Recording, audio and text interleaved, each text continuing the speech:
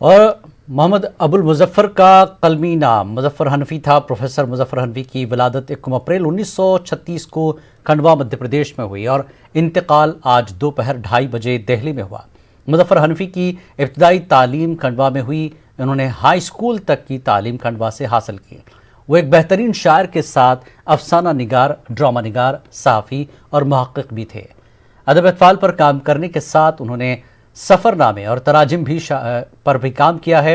انہوں نے تحقیق و تنقید کے ساتھ ترتیب و تدوین کا بھی ادب میں فریضہ انجام دیا۔ پروفیسر مظفر حنفی نے مختلف موضوعات پر 90 سے زیادہ کتابیں لکھی ہیں۔ MP اردو اکیڈمی نے اپنے باوقار ایوارڈ سے انہیں نوازا تھا۔ 2019 میں مدھیہ پردیش حکومت نے اپنے باوقار کل ہند اقبال اعزاز سے بھی انہیں سرفراز کیا تھا۔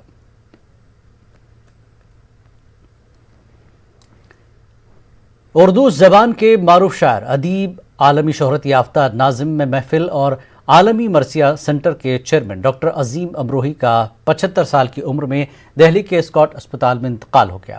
ڈاکٹر عظیم امروہی کے دل کا علاج گزشتہ کئی روز سے جاری تھا۔ ڈاکٹر عظیم امروہی 50 اردو کتابوں کے مصنف تھے۔ علمی ادبی دنیا میں ان کے انتقال پر ملال کو ایک عظیم خسارہ مانا جا رہا ہے۔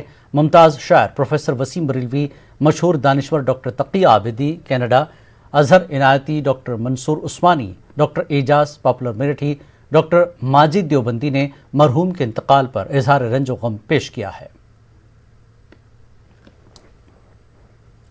ممتاز ادیب و شاعر پروفیسر مظفر حنفی اور عظیم امروہی کے سانحہ ارتحال کو مدھیہ پردیش کے ادیبوں نے اردو ادب و شاعری کے ناقابل تلافی نقصان سے تعبیر کیا۔ رسائی ادب کے معروف محقق عظیم امروہی اور ممتاز ادیب و ناقد و ادب اطفال کے ادیب پروفیسر مظفر حنفی جیسی شخصیت کی تحریروں پر اہل اردو کو ناز تھا۔ پروفیسر مظفر حنفی اور عظیم امروہی کے سانحہ ارتحال پر ہمارے نمائندے مہتاب عالم نے ممتاز شاعر منظر بھوپالی سے خاص بات کی۔ ہمارے بیچ سے کیسے کیسے ممتاز ادیب شاعر رخصت ہو رہے ہیں کہ تصور کر کے ہی جی کانپ اٹھتا ہے۔ ایک خبر آئی کہ پروفیسر مظفر حنفی صاحب کا انتقال ہوا، پھر دوسری خبر آئی کہ عظیم امروہی صاحب نہیں رہے۔ اس پر بات چیت کرنے کے لیے ہمارے ساتھ ممتاز شاعر منظر بھوپالی صاحب موجود ہیں۔ ان سے جانتے ہیں کہ منظر صاحب عظیم فنکار، چاہے رسائی ادب کے حوالے سے بات کریں تو عظیم امروہی صاحب، اور پھر مظفر حنفی صاحب جائے جن کی 70 سے زیادہ کتابیں الگ الگ موضوعات پر شائع ہوئیں، اب دونوں ہمارے بیچ نہیں رہے۔ دیکھیے، ابھی اردو ادب کا بہت بڑا خسارہ ہے۔ پچھلے 2-3 مہینے میں دیکھا جا رہا ہے کہ گلزار دہلوی صاحب، پھر اس کے بعد راحت اندوری صاحب، پھر اشوک ساحل، پھر نشتر امروہی، اور بھی بہت سے ہمارے نوجوان اور بزرگ شاعروں نے ہم سے اس دنیا سے رخصت ہوئے۔ ابھی ہم لوگ اس غم سے باہر نہیں نکلے تھے اردو والے کہ اب 2 بڑی شخصیتوں کا پھر ایک اچانک ہمیں یہ خبر ملی کہ ان کا بھی انتقال ہو گیا۔ مظفر حنفی صاحب جو ایک بہت بڑا نام ادب کا تھا، دوسری طرف عظیم امروہی صاحب جنہوں نے بہت کام کیا ہے، بہت ریسرچ کری، اور اپنے مرثیے، غزلوں اور منقبت، سلام، یہ میں ان کا بہت اہم کام ہے، بہت اہم ورک ہے ان کا۔ اسی طرح مظفر حنفی صاحب کی تقریباً 65-70 کتابیں اردو میں ہیں اور ہندی میں بھی ہیں۔ میں سمجھتا ہوں یہ بہت ہی بڑا خسارہ ہے، اور اردو میں اب اس طرح کے لوگ ہمیں دور دور تک نظر نہیں آتے یا کم نظر آتے ہیں۔ نئی نسل کے حوالے سے دیکھا جائے تو ابھی ہمیں بہت کوشش کرنا پڑے گی انہیں مظفر حنفی بننے میں، یا عظیم امروہی بننے میں، یا راحت اندوری بننے میں، یا گلزار دہلوی بننے میں۔ تو میں سمجھتا ہوں کہ یہ بہت ہی افسوس والا دن ہے ہمارے لیے، کیونکہ مظفر صاحب کی اگر ہم بات کرتے ہیں اتر پردیش کے ہسوا میں ضرور ان کی پیدائش ہوئی، لیکن ابتدائی تعلیم ان کی کھنڈوا مدھیہ پردیش میں ہوئی، اس کے بعد بھوپال میں بھی رہے، مختلف جگہوں پر رہے، کلکتہ میں جو اقبال چیئر کے وہ چیئرمین رہے۔ اسی طرح عظیم صاحب کا اپنا کارنامہ ہے، پھر نئی نسل کو ان سے بہت کچھ سیکھنے کو اور تربیت کا موقع ملا۔ دیکھیے، مظفر حنفی صاحب کو تو ابھی ہم لوگوں نے، ہماری خوش قسمتی ہے کہ مدھیہ پردیش کی گورنمنٹ نے انہیں، جب یہاں کمل ناتھ جی کی گورنمنٹ تھی، مکھیہ منتری تھے اس وقت، انہیں اقبال سمان سے نوازا، جو یہاں کا بہت بڑا سمان ہے، اور وہ تو بہت بڑی شخصیت تھے۔ سمان تو یا ایوارڈ وغیرہ ان کے لیے کوئی بڑی چیز نہیں تھے، مگر میں صرف یہی کہوں گا کہ وہ بھوپال یا ہسوا یا کھنڈوا کے نہیں، یا دلی کے نہیں تھے، وہ پوری اردو دنیا کے عظیم ترین لوگوں میں شمار تھا ان کا۔ چاہے وہ ہم مظفر حنفی صاحب کی بات کر لیں یا عظیم صاحب کی بات کر لیں، دونوں ہی خسارے ہمارے لیے بہت بڑے ہیں اور دونوں ہی شخصیت ہمارے لیے بہت بڑی تھیں۔ اردو آج میں سمجھتا ہوں یتیم ہو گئی، اردو ادب۔ ان دونوں شخصیتوں کے حوالے سے جب بھی گفتگو ہوگی تو میں سمجھتا ہوں کہ لوگ فخر کریں گے کہ ہمارے عہد میں 21ویں صدی میں مظفر حنفی صاحب جیسے شاعر اور 21ویں صدی میں عظیم امروہی جیسے مرثیہ نگار، منقبت کہنے والے اور دوسرے ڈکشن میں کام کرنے والے لوگ موجود تھے۔ کہ عظیم امروہی صاحب کی بات کی جائے، پروفیسر مظفر حنفی صاحب کی بات کی جائے کہ یقینی طور پر ان لوگوں کا جو سانحہ ارتحال ہے ایک ایسا خسارہ ہے جس کی تلافی نہیں ہو سکتی ہے۔ اب ان لوگوں نے جو اپنی تحریروں کے نقوش چھوڑے ہیں نئی نسل کے لیے، اردو کے جو ہے طلباء کے لیے، یہ ضرورت ہے کہ اس پر کام کریں تاکہ ان کی روشنی میں ان کے جو ادھورے خواب ہیں ان کو پورا کیا جا سکے۔ کیمرہ مین دیپک کمار کے ساتھ مہتاب عالم، نیوز 18 بھوپال۔ کولکتہ ٹیپو سلطان مسجد میں نائب امام مولانا ہارون رشید کی مدد کے لیے مسجد کمیٹی نے آگے آنے کا فیصلہ کیا ہے۔ وہیں مولانا نے حکومت سے مدد کی اپیل کرتے ہوئے اسپتال انتظامیہ پر بیٹی کے علاج میں لاپرواہی برتنے کا بھی الزام لگایا ہے۔ واضح ہے کہ مولانا ہارون رشید کے اہل خانہ پر قاتلانہ حملہ کیا گیا تھا جس میں ان کی اہلیہ اور بیوی فوت ہو چکی ہیں۔ مولانا ہارون رشید سے بات کی ہماری کولکتہ نمائندہ شبانہ اعجاز نے۔ سلطان مسجد کے نائب امام مولانا ہارون رشید کا آشیانہ بکھر چکا ہے۔ قاتلانہ حملے میں انہوں نے اپنی بیوی اور بیٹی کو کھو دیا ہے۔ ایک بیٹی جو اس حملے میں زندہ بچ گئی ہے وہ اسپتال میں زیر علاج ہے، لیکن مولانا کے مطابق اس بیٹی کے علاج میں بھی لاپرواہی برتی جا رہی ہے۔ آئیے ہم بات کرتے ہیں مولانا ہارون رشید سے جو لوگوں سے حکومت سے مدد کی اپیل کر رہے ہیں۔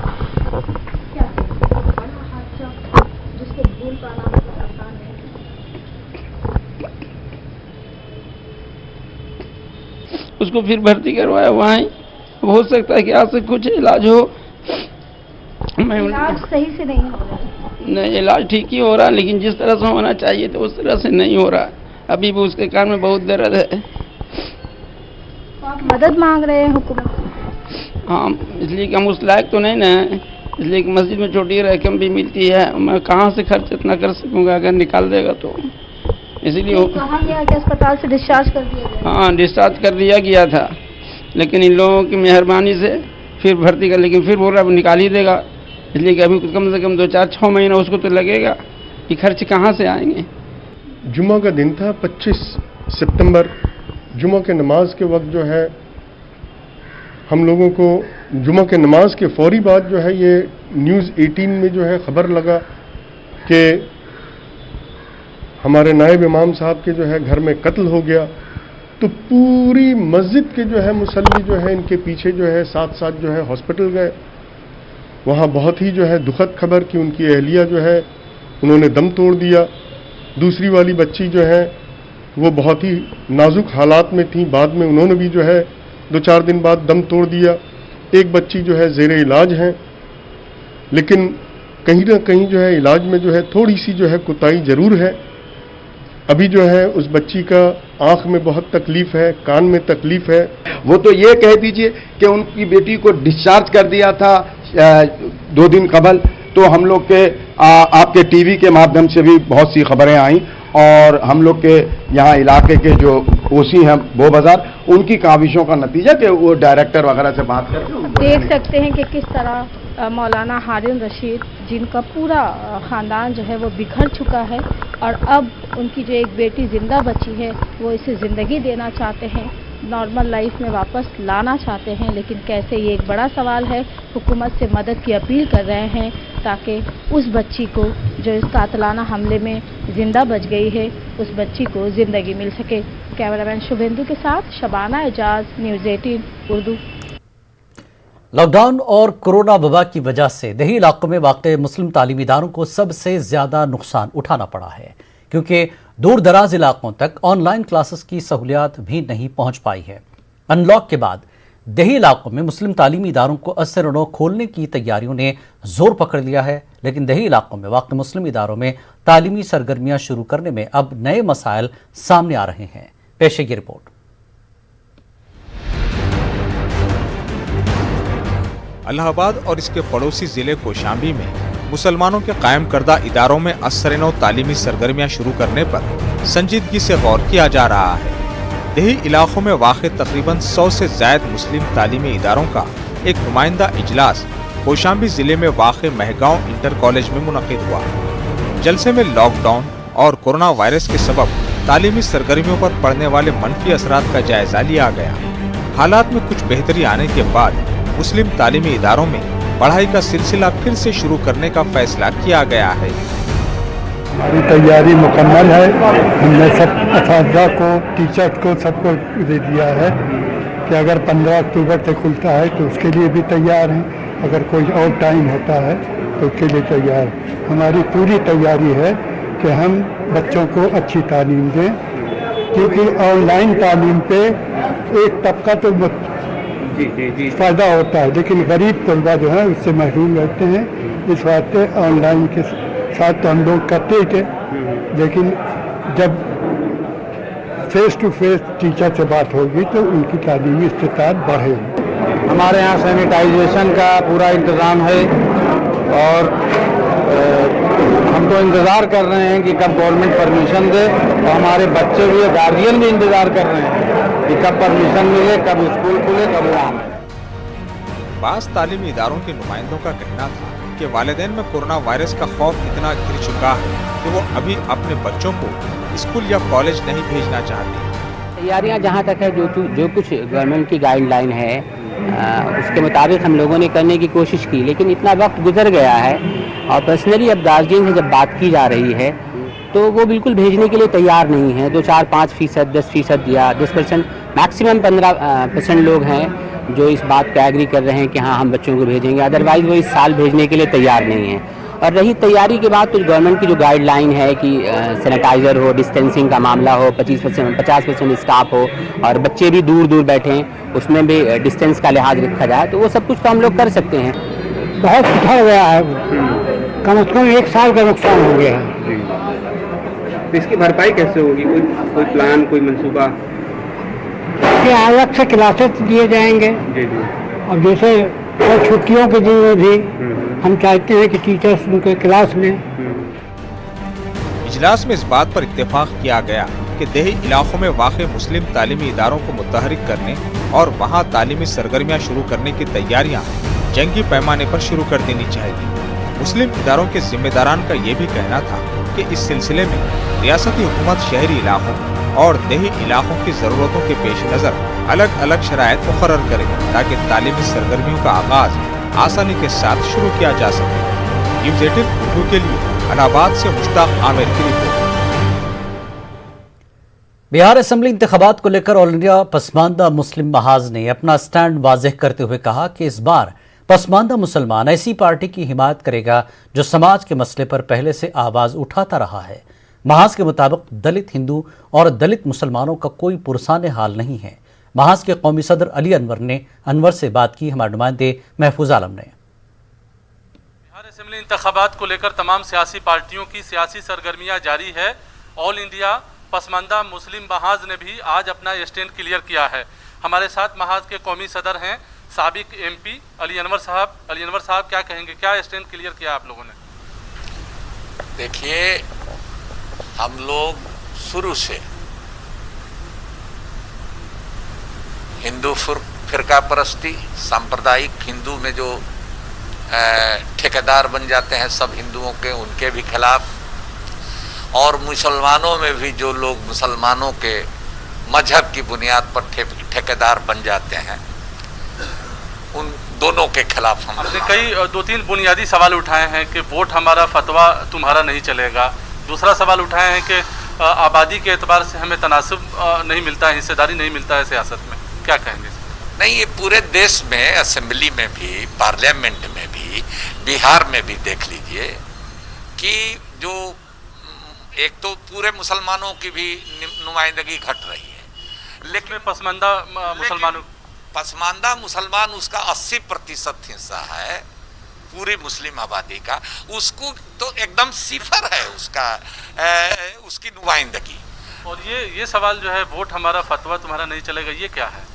ये है कि जो लंबी शेरवानी और टोपी पहन करके यहाँ के लोग और कभी कभी नहीं होता है तो बाहर से, हैदराबाद से, दिल्ली से भी लोग बुला करके और ठेकेदारी करने लगते हैं। तो ऐसे लोग बीजेपी का काम करते हैं, गांधी मैदान में खड़ा हो करके और दीन बचाने के नाम पर दीन का सौदा कर लेते हैं। तो ऐसे लोगों के खिलाफ हम लोग शुरू से रहे हैं, इस समय भी रहे हैं। हम लोग हिंदू मुस्लिम एकता, और हिंदू मुस्लिम में भी जो हिंदू पसमानदा तबके हैं, दलित हैं, पिछड़े हैं, मैं पार्टियों की बात नहीं करता, मैं समाज की बात करता। हम लोग मिलजुल करके करेंगे, और जिस समाज का भी आदमी क्रिमिनल होगा, दागी होगा, उसको वोट नहीं आप लोग करेंगे, उसकी हिमायत नहीं करेंगे। एक सवाल यहाँ ये भी है कि आप जेडीयू के साथ थे, 12 साल आप जो है राज्यसभा में रहे हैं, तो क्या इस बार डिसाइड आप लोगों ने किया है कि जेडीयू के खिलाफ मैदान में आएंगे?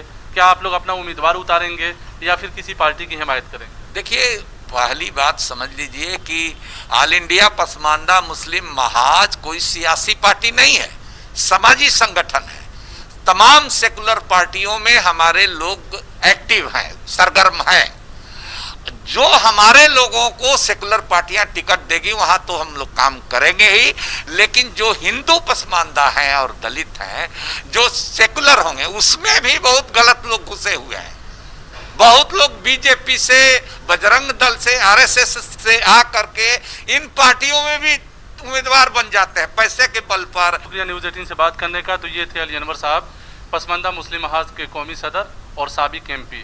जाहिर है, साफ तौर से अली अनवर साहब का कहना है कि समाज के मुद्दे पर जिन लोगों ने हिमायत की है, वोट उन्हें दिया जाएगा, ऐसे उम्मीदवारों को जो बिहार की तरक्की के लिए काम करेगा।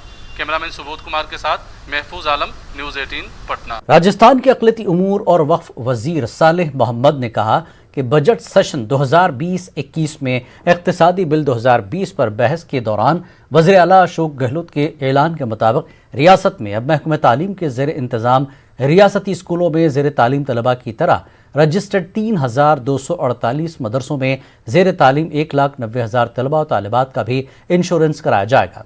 अब किसी हादसे की सूरत में student safety accident insurance scheme के क़वायद के मुताबिक इन बच्चों के अहल खाना को माली मदद मिलेगी। अक़लियती उमूर के वज़ीर सालेह मोहम्मद ने गुज़श्ता साल कहा था कि ज़िला बूंदी के हिंदौली कस्बे के मदरसों में तालीम हासिल करने वाले 2 बच्चे जो एक हादसे में जाँ बहक हुए, स्कीम पर अमल दरामद न होने की वजह से अपने अहल खाना को कोई इमदाद फराहम नहीं कर सके। इसका जायज़ा लेते हुए उन्होंने महकमे तालीम के खतूत पर मदरसों में तालीम हासिल करने वाले बच्चों के लिए student safety accident insurance scheme शुरू करने के लिए महकमे के अफसरान को हिदायत की, जिसके बाद महकमे की तरफ से इरसाल करदा ये तजवीज़ वज़ीर आला को इरसाल कर दी गई।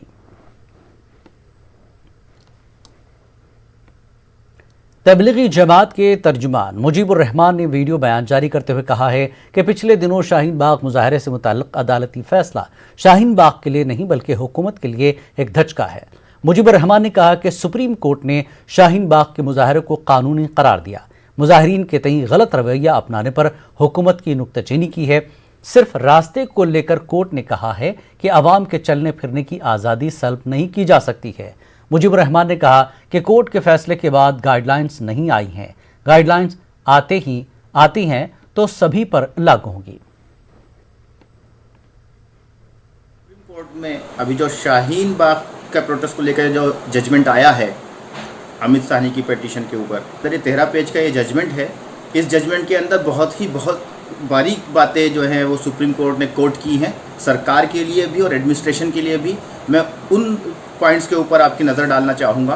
पहली चीज़ सुप्रीम कोर्ट ने ये कही कि CAA का प्रोटेस्ट वो वैलिड है, जबकि जो पिटीशन है सुप्रीम कोर्ट के अंदर CAA को चैलेंज करने वाली वो पेंडिंग है। उसके बावजूद भी लोग प्रोटेस्ट कर सकते हैं, उसके अंदर कोई इलीगलिटी नहीं है, जैसा कि भ्रम फैलाया जा रहा था कि जब सुप्रीम कोर्ट में मामला जा चुका है तो प्रोटेस्ट क्यों हो रहा है। तो सुप्रीम कोर्ट ने इस चीज़ को बहुत वाज़ेह तौर से क्लियर कर दिया। दूसरी चीज़ उसके अंदर ये आई कि सुप्रीम कोर्ट ने ये कहा कि इतने लंबे टाइम तक लोग बैठे रहे वहाँ पे, सरकार ने बात करने की कोशिश नहीं की, ना उनसे निगोशिएट करने की कोशिश की, ना किसी तरीके का कोई एक्शन लेने की उन्होंने कोशिश की, और ये एक दुर्भाग्यपूर्ण बात है।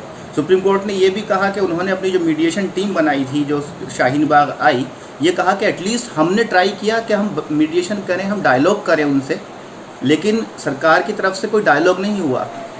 सुप्रीम कोर्ट ने एक और चीज़ कही कि डिसेंट और डेमोक्रेसी हैंड इन हैंड है, यानी कि जब तक डेमोक्रेसी है तो डिसेंट होगा और डिसेंट है तो ही डेमोक्रेसी है। और एक बहुत इंपॉर्टेंट बात ये कही कि जो प्रोटेस्ट हैं, जो डिसेंट हैं, जो प्रोटेस्ट हैं, पीसफुल असेंबल होने की जो पावर है, शक्तियां हैं, वो भी उसी संविधान से लेती हैं जिस संविधान से हम अपनी ताकत लेते हैं। मारूफ समाजी जहदकार और सिटीजन्स फॉर डेमोक्रेसी के कौमी सदर SR हीरेमठ ने कहा कि बीजेपी अदालती निज़ाम में मदाखलत कर रही है। हीरेमठ कर्नाटक के रायचूर में अलायंस ऑफ पीपल्स मूवमेंट्स के ज़ेर एहतमाम मुनक्किदा वर्कशॉप से खिताब कर रहे थे। का निर्णय जो सुप्रीम कोर्ट ने दिया है, जिससे हम सबको बहुत आघात हुआ, वो है राम जन्मभूमि बाबरी मस्जिद विवाद की जो काफी सालों से सुप्रीम कोर्ट के सामने रही है, जो उसके लिए एक कॉन्स्टिट्यूशनल बेंच बनाया गया था, उन्होंने जो निर्णय दिया है उससे बहुत आघात पहुंचा। बेंगलुरु में हजरत ख्वाजा नज़र औलिया रहमतुल्लाह के नाम से मंसूब एक नया समाजी इदारा कायम हुआ है। इस इदारे ने एम्बुलेंस सर्विस शुरू की है जो सिर्फ लाशों को कब्रिस्तानों तक ले जाने का काम अंजाम देगी। इदारे के सदर अफसर बेग कादरी ने कहा कि कोरोना की वबा की वजह से एम्बुलेंस की शदीद किल्लत महसूस की जा रही है। खासतौर पर लाशों के लिए एम्बुलेंस का इंतज़ाम करना काफ़ी महंगा साबित हो रहा है। इस मसले को देखते हुए KN फाउंडेशन ने सबसे पहले लाशों के लिए एम्बुलेंस सर्विस शुरू करने का फैसला लिया। जल्द ही मरीजों के लिए एम्बुलेंस सर्विस शुरू की जाएगी। और शहर के बढ़ती हुई आबादी के लिहाज से जो है एम्बुलेंस की सख्त ज़रूरत थी, तो हमने एक एम्बुलेंस का मंसूबा करा अल्हम्दुलिल्लाह, जिसका आज इफ्तिताह हो चुका है।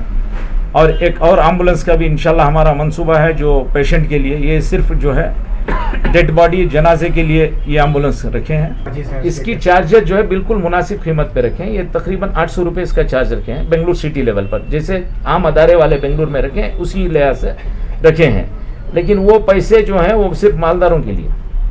अगर कोई एम्बुलेंस की ज़रूरत पड़ी अल्हम्दुलिल्लाह उसके लिए एम्बुलेंस भी फ्री देंगे अदारे की तरफ से, तदफीन का भी इंतज़ाम करेंगे उसका, और गुस्ल खबर का और तदफीन का पूरा इंतज़ाम करेंगे। जो ज़रूरतमंद जो गरीब लोग हैं इनके वास्ते बहुत तकलीफ हो रही है, वो वास्ते हमारी ग्रुप नौजवान सब मिलकर हम लोगों ने इस एम्बुलेंस को कामयाबी, और मेडिसिन भी जो है गरीब लोगों के लिए, मालदारों के लिए नहीं, गरीब लोग हैं जो बहुत सारे तकलीफ है, जो शुगर्स के पेशेंट्स हैं उनके लिए शुगर्स की दवा नहीं मिल रही है, उन लोगों के सभी लिए हम लोगों ने मेडिसिन का भी इंतज़ाम कर रहे हैं।